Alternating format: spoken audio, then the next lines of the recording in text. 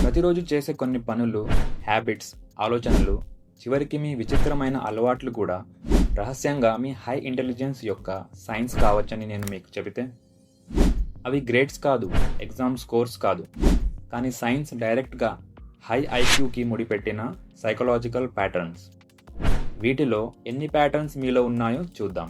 First, మీరు over thinking చేస్తారు, కానీ అది ఒక ప్రొడక్టివ్ వేలో ఉంటుంది.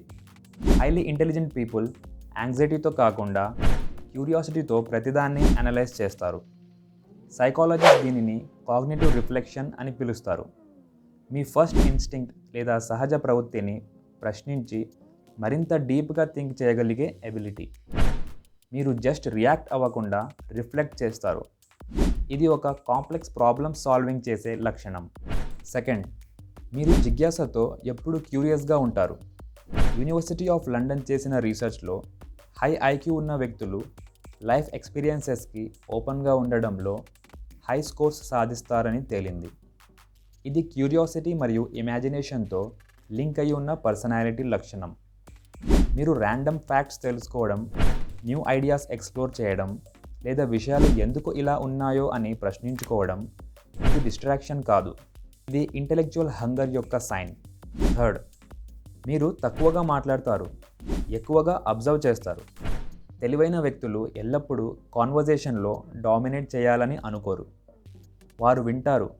ఇతరులు గ్రహించలేని టోన్, ఎమోషన్, లాజిక్ని వారు అనలైజ్ చేస్తారు. సైకాలజిస్ట్ దీనిని యాక్టివ్ అబ్జర్వేషన్ అని పిలుస్తారు.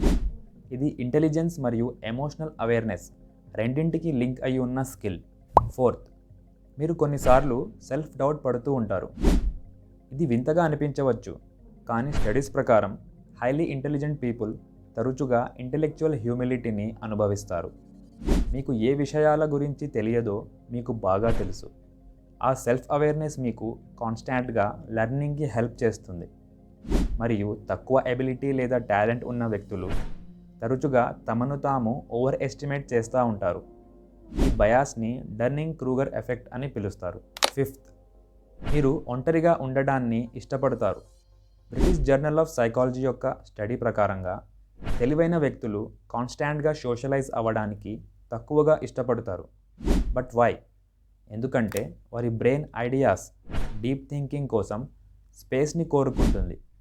మీరు ఏకాంతం ద్వారా రీఛార్జ్ అవుతారు, చిన్న టాక్స్ లేదా కాన్వర్జేషన్స్ ద్వారా కాదు.